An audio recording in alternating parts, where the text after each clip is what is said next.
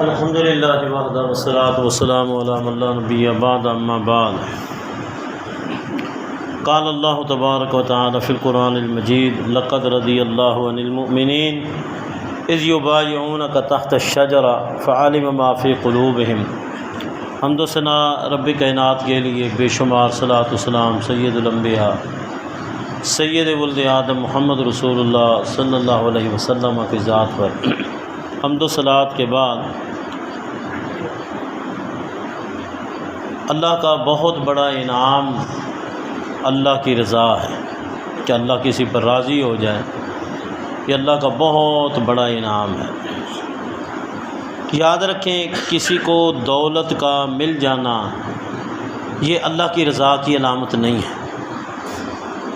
اور کسی کو حسن و جمال کا مل جانا یہ بھی اللہ کی رضا کی علامت نہیں ہے، اور دنیا میں کسی کو بڑے بڑے لوگوں کا اثر رسوخ حاصل ہو جائے یہ بھی اللہ کی رضا کی علامت نہیں ہے۔ مال و متاع کی فراوانی، مال و دولت کی فراوانی یہ اللہ کی رضا کی علامت نہیں ہے۔ اللہ کی رضا کی علامت کیا ہے؟ کیسے پتہ چلے گا کہ اللہ ہم سے راضی ہے یا نہیں ہے؟ یاد رکھیں یہ پتہ اس وقت چلتا ہے جب انسان کی موت کا وقت قریب آتا ہے، پھر انسان کو پتہ چلتا ہے کہ اللہ مجھ سے راضی ہے یا نہیں ہے۔ ابھی روح نہیں نکلتی، بندے کی روح نہیں نکلتی، روح ابھی جسم میں ہوتا ہے، بالکل آخری لمحات جب ہوتے ہیں تو اسی وقت ہی پتہ چل جاتا ہے کہ اللہ راضی ہے یا نہیں ہے۔ اگر اللہ راضی ہو تو پھر آگے بہت ہی خوبصورت مناظر، خوبصورت چیزیں، خوبصورت انداز یہ سارے کا سارا انسان کے سامنے ہوتا ہے، اور پھر جس سے اللہ راضی ہوتا ہے پھر وہ بندہ کہہ رہا ہوتا ہے لیکن ہم نہیں سن سکتے، وہ کہہ رہا ہوتا ہے قدمونی قدمونی قدمونی، مجھے جلدی لے جاؤ، مجھے جلدی لے جاؤ۔ کیوں کہ آگے سب کچھ خوبصورت نظر آ رہا ہوتا ہے۔ مثلاً ایک عورت ہے کہ بیمار ہوئی اور اس کا چھوٹا سا بچہ ہے دودھ پینے والا، اور اس کا وقت جب قریب آتا ہے تو یقین جانیں اس کا دل بڑا غمگین ہوتا ہے کہ میرے اس بچے کا کیا بنے گا، میری اولاد کا کیا بنے گا۔ وہ بہت پریشان ہوتی ہے، لیکن وہ ہے نیک، تو جو ہی اس کا روح نکلتا ہے تو پھر ساری پریشانیاں ذہن سے ختم، پھر وہ خوشی خوشی کہہ رہی ہوتی ہے قدمونی قدمونی، مجھے جلدی لے جاؤ مجھے، پھر دنیا کی پریشانیاں ختم، پھر خوشی ہی خوشی اس کو آگے ملتی ہے۔ تو اللہ کی رضا یہ بہت عظیم نعمت ہے۔ کچھ لوگ ایسے ہیں جن کو دنیاوی زندگی میں اللہ پاک نے یہ خوشخبریاں دیں کہ میں تم سے راضی ہوں، اور ان میں سر فہرست ابو بکر صدیق رضی اللہ تعالیٰ، سر فہرست جن کو اللہ کی رضا کی خوشخبری ملی۔ دوسرے نمبر پر حضرت عمر رضی اللہ تعالیٰ، تیسرے نمبر پر عثمان رضی اللہ تعالیٰ، چوتھے نمبر پر حضرت علی رضی اللہ تعالیٰ، اور عشرہ مبشرہ ہیں، بدر والے ہیں، احد والے ہیں، خندق والے ہیں، تبوک والے ہیں، خیبر والے ہیں، فتح مکہ سے پہلے والے ہیں، فتح مکہ کے بعد والے ہیں۔ یاد رکھیں جس نے رسول اللہ صلی اللہ علیہ وسلم کو ایمان کی حالت میں دیکھا ہے اور اس کا خاتمہ ایمان پر ہے تو اس کے لیے جنت واجب ہے، جہنم حرام ہے، اور اس پر اللہ راضی ہے۔ یہ اعزاز ہے۔ اس لیے جن کو صحابہ کرام سے محبت ہے وہ جس صحابی کا بھی جب نام لیں گے تو پھر ساتھ وہ ضرور کہیں گے رضی اللہ عنہ، اللہ ان سے راضی۔ یہ اعزاز ملا ہے، اور یہ اعزاز اللہ نے صرف اپنے آخری نبی کے ساتھیوں کو دیا ہے۔ کسی نبی کے ساتھیوں کو یہ اعزاز نہیں ملا کہ جب بھی ان کا نام آئے تو ساتھ یہ بھی رضی اللہ عنہ، رضی اللہ۔ اندازہ لگائیں ابو بکر صدیق رضی اللہ تعالیٰ عنہ کو فوت ہوئے 1400 سال سے زیادہ عرصہ ہو گیا ہے، اور آج تک جب بھی ان کا کوئی نام لیتا ہے ان کے ساتھ کہتا ہے رضی اللہ عنہ، اللہ ان سے راضی ہے۔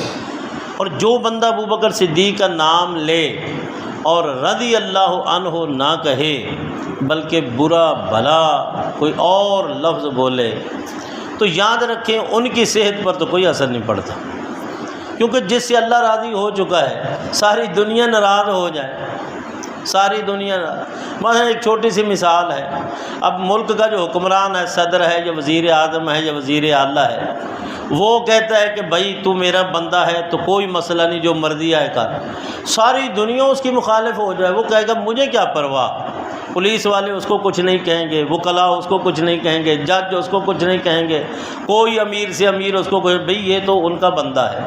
جو اللہ کا پسندیدہ بندہ ہے، چاہے سارے اس کو برا بھلا کہیں، کہتے رہیں، وہ تھوک ڈالیں گے اوپر منہ کر کے تو اپنے منہ پہ آئے گی، اس کو کیا۔ اور یاد رکھیں وہ اللہ ان سے کتنا راضی ہے۔ اللہ دو سے تو ایسا راضی ہوا کہ دنیا میں بھی اکٹھے، سفر میں اکٹھے، حضر میں اکٹھے، گھر میں اکٹھے، باہر اکٹھے، خوشی کے موقع پر اکٹھے، غمی کے موقع پر اکٹھے، جب فوت ہوئے تو پھر بھی اللہ نے اکٹھے کر دیا، ایک طرف قبر، دوسری طرف قبر، تیسری قبر۔ کون ہے؟ کوئی بندہ یہ نہیں کہہ سکتا کہ نبی صلی اللہ علیہ وسلم کے ساتھ سونے والے ابو بکر صدیق، عمر فاروق کے علاوہ ہیں۔ کوئی شیعہ آج تک یہ نہیں کہہ سکتا کہ نبی صلی اللہ علیہ وسلم کے ساتھ سونے والے ابو بکر عمر نہیں ہے، کوئی اور ہے۔ کیوں؟ کہ اس بات کو اللہ پاک نے اتنا پکا کر دیا ہے کہ کوئی بھی یہ نہیں کہہ سکتا۔ کیوں؟ اس لیے کہ جنہوں نے دفنایا ہے ان میں علی بھی ہے، ان میں حسن بھی ہے، ان میں حسین بھی ہے رضی اللہ عنہم، وہی دفنانے والے تھے، وہی ساتھ تھے، اس لیے ان کو اللہ پاک نے یہ اعزاز دیا۔ اور کیا وہ خوبصورت منظر ہوگا جب رسول اللہ صلی اللہ علیہ وسلم کی قبر پہلے پھٹے گی، اور پھر ابو بکر کی قبر پھٹے گی، پھر عمر کی قبر پھٹے گی رضی اللہ عنہم، اور نبی علیہ الصلوۃ والسلام بھی اٹھیں گے۔ سب سے پہلے نبی صلی اللہ علیہ وسلم کو دیکھنے والے ابو بکر ہوں گے، سب سے پہلے دیکھنے والے ابو بکر ہوں گے، اور پھر دوسرے نمبر پر دیکھنے والے عمر ہوں گے رضی اللہ۔ اور اللہ پاک نے جب قبر کو کھولنا ہے تو سب سے پہلے روئے زمین پر قبر جو کھلے گی وہ محمد رسول اللہ صلی اللہ علیہ وسلم کی کھلے گی، اور پھر اس کے بعد دوسرے نمبر پر جو قبر کھلے گی وہ ابو بکر صدیق رضی اللہ تعالیٰ عنہ کی، پھر قبر جو کھلے گی تو عمر فاروق رضی اللہ تعالیٰ عنہ کی۔ اور نبی علیہ الصلوۃ والسلام نے ایک دن ایک ہاتھ میں ابو بکر کا ہاتھ تھا، دوسرے ہاتھ میں عمر کا ہاتھ تھا رضی اللہ عنہ، اور آپ نے فرمایا ہاکذا نبعث یوم القیامہ، ابھی زندہ تھے، آپ نے فرمایا قیامت کے دن ہم اٹھیں گے بھی اسی طرح، ہاتھوں میں ہاتھ میں۔ آج بھی دیکھتے ہیں آپ یہ سیاسی پارٹی والے ہاتھوں میں ہاتھ ڈال کر زنجیریں بنا لیتے ہیں، ہاتھوں میں ہاتھ ڈال کر محبت کا بھی اظہار کرتے ہیں۔ وہ کون خوش نصیب لوگ ہیں جن کے ہاتھ ہوں گے محمد رسول اللہ صلی اللہ علیہ وسلم کے ہاتھ، رضی اللہ عنہم ورضوا عنہ، اللہ ان سے راضی اور وہ اللہ سے راضی، یہ اللہ نے اعزاز دیا۔ یاد رکھیں سب سے بڑا انعام جنت کا، سب سے بڑا انعام وہ یہی ہوگا اللہ کی رضا۔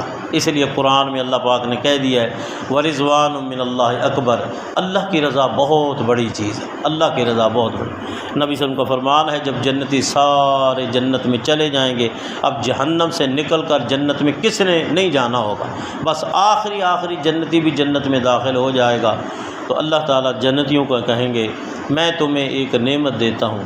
جنتی کہیں گے اللہ اب اور کون سی ایسی نعمت ہے جو باقی ہے؟ اللہ فرمائیں گے ہاں ایک نعمت باقی ہے۔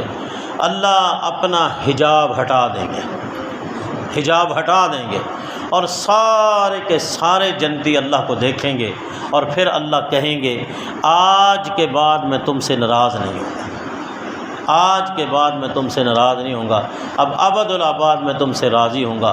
وَرِضْوَانٌ مِّنَ اللَّهِ اکبر، اللہ کی رضا یہ بہت بڑی چیز ہے۔ اس لیے ایک اللہ کے ولی تھے باقر رحمہ اللہ، گجران والے کے تھے، وہ ہر وقت اکثر اپنی دعاؤں میں یہ کہتے تھے اللہ تو مجھ سے راضی ہو جا، اللہ تو مجھ سے راضی ہو جا۔ کسی نے کہا باقر تو ہر وقت ہی کہتا رہتا ہے کہ اللہ مجھ سے راضی ہو جا۔ باقر رحمہ اللہ کہنے لگے میں ساری زندگی کہوں اور میرا رب ایک دفعہ کہہ دے کہ میں تجھ سے راضی، تو میرے لیے یہی کافی ہے۔ اس لیے ساتھیو آخری بات کہہ رہا ہوں، سن لیں، میں بھی آپ بھی کوشش کریں۔ دنیا والوں کو راضی کرنا واللہ بہت مشکل ہے، اللہ کو راضی کرنا انتہائی آسان ہے۔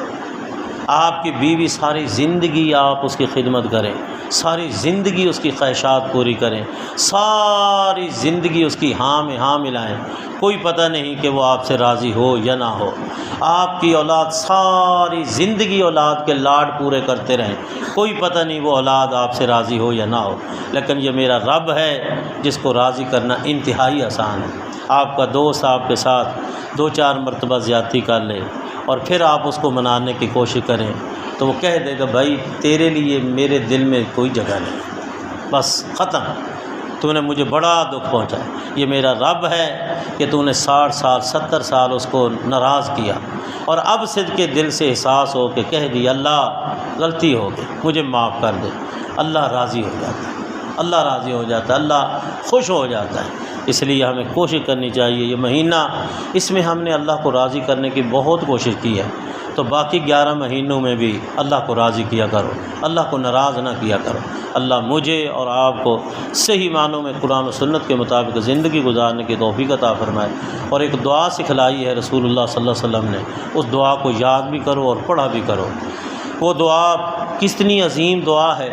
ایک رات نبی علیہ الصلوۃ والسلام، حضرت عائشہ یہی گھر تھا جس میں آج آپ کی قبر مبارک ہے، اسی گھر میں سوئے ہوئے تھے، رات کا وقت تھا اور 2 ہی، تیسرا کوئی نہیں تھا، ایک عائشہ رضی اللہ تعالیٰ ایک محمد رسول اللہ صلی اللہ علیہ وسلم۔ چارپائی ایک تھی، 2 چارپائیاں بھی، کوئی چارپائیوں کی فراوانی بھی نہیں تھی، ایک ہی چارپائی پر رسول اللہ صلی اللہ علیہ وسلم سوئے ہوئے تھے۔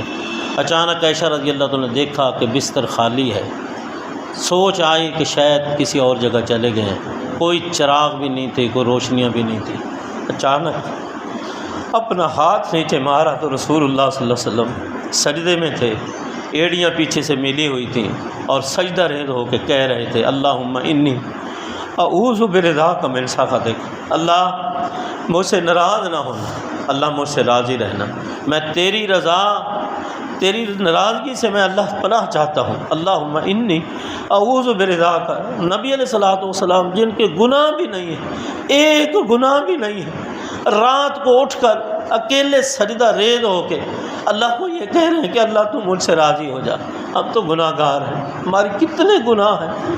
یہ رمضان کے مہینے میں ہم نے پوری کوشش کی اللہ کو راضی کرنے کی، کوشش کرنا کہ آگے جو مہینے ہیں ان میں اللہ کو ناراض نہ کرنا، اللہ کو راضی کرنے کے لیے نماز کی پابندی کریں، تلاوت کی پابندی کریں، ذکر اذکار کی پابندی کریں، زندگی میں کبھی بھی بلا عذر نماز کو نہ چھوڑیں، گناہ کو گناہ سمجھنے کے بعد ترک کر دیں، نیکی کا اہتمام کریں، اور یہ دعا یاد کریں، اس کو پڑھا کریں، خاص طور پر سجدے میں اللہم انی اعوذ برضاک من سخطک و بمعافاتک من عقوبتک، اللہ مجھے معاف کرنا، مجھے سزا نہ دینا، مجھے معاف کر دینا، مجھے سزا نہ دینا، وَبِمُعَافَاتِكَ مِنْ عُقُوبَتِكَ وَبِكَ مِنْكَ لَا أُحْصِي ثَنَاءً عَلَيْكَ، اللہ میں ساری زندگی تیری تعریف کرتا رہوں، میں تیری تعریف کو شمار نہیں کر سکتا۔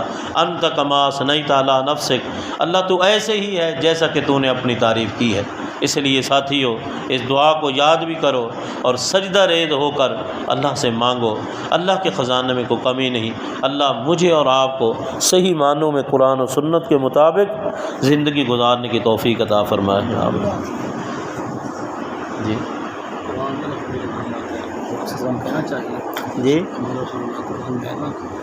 رسول اللہ قرآن کی بڑی وسلم پیچھے کہنا چاہیے۔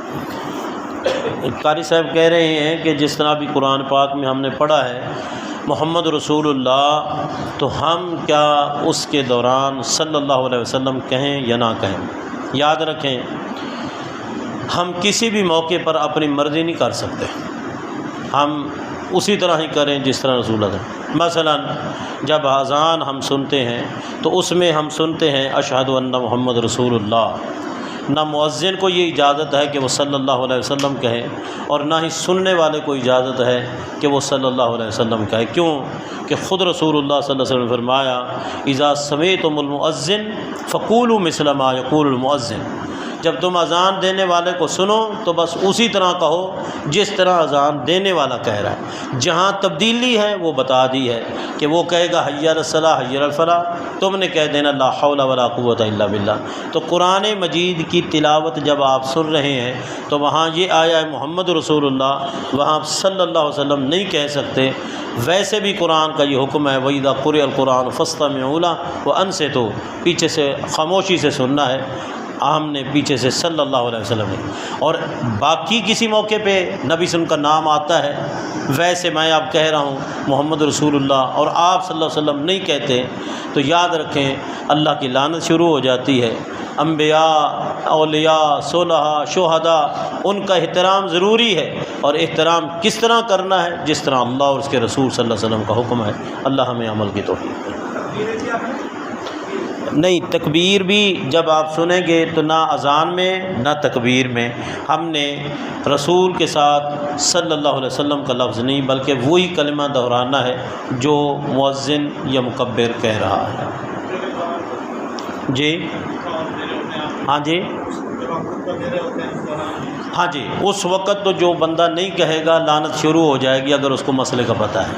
اور یاد رکھیں، دیکھیں اللہ کا نام آتا ہے، اللہ نے اپنے نام کے ساتھ نہیں کہا کہ میرا ذکر کے ساتھ یہ کہو، لیکن اللہ کو اپنے نبی سے اتنا پیار ہے کہ اس کا نام دوران خطبے بھی آئے تو تم نے صلی اللہ علیہ وسلم کہنا ہے۔ یہ رضیت باللہ ربا وبالاسلام دینا وبمحمد النبیہ، یہاں اگر کوئی کہنا چاہے تو کہہ سکتا ہے، لیکن کوئی نہیں بھی کہتا، جس طرح دعا ہے ایسے ہی کہہ دیتا ہے تو کوئی مسئلہ نہیں۔